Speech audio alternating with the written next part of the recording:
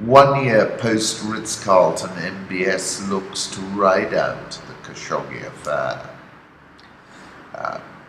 Saudi Arabia's brash young heir to the throne is giving scarce ground in his drive to snuff out doubts about the viability of his rule.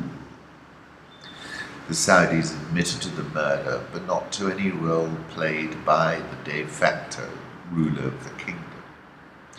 Barring Turkish evidence linking the Crown Prince directly to the murder, the 33-year-old appears to be on track to continue ploughing his way to the throne of the oil kingpin. Saudi Crown Prince's staying power is inextricably linked to his influential regional backers, MBS, Bibi Netanyahu and Al-Sisi. Israeli Prime Minister Benjamin Netanyahu has in recent days argued for stability in Saudi Arabia amid the condemnations of the Crown Prince. The larger problem is Iran, he said. According to the Washington Post, he went further in private, telephoning senior White House officials to stress that MBS was a strategic ally. Fateh al-Sisi reportedly did the same.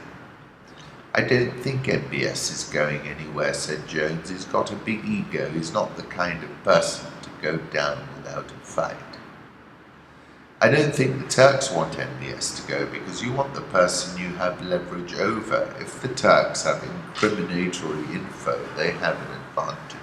The Saudi king showed support for his heir on a public tour. Despite the Khashoggi crisis, roads were lined with Saudi flags and images of the king and his son, Crown Prince Mohammed bin Salman, when they arrived in the central region of Qasim late on Tuesday. Tour is the latest public outreach by the 82-year-old monarch, apparently intended to shore up the power of Prince Mohammed. I wrote a piece in November last year, 32-year-old wannabe king. This is the serene on which the Crown Prince sleeps every night off Jeddah, allegedly. One of the world's largest private super yachts built by Italian shipyard Fincantieri with interior design by Raymond Langton Design. Serene was delivered to its own in August 2011. At delivery, she was one of the 10 largest yachts in the world with an overall length of 133.9 meters. The ship was built for the Russian vodka tycoon Yuri Shefler for $330 million.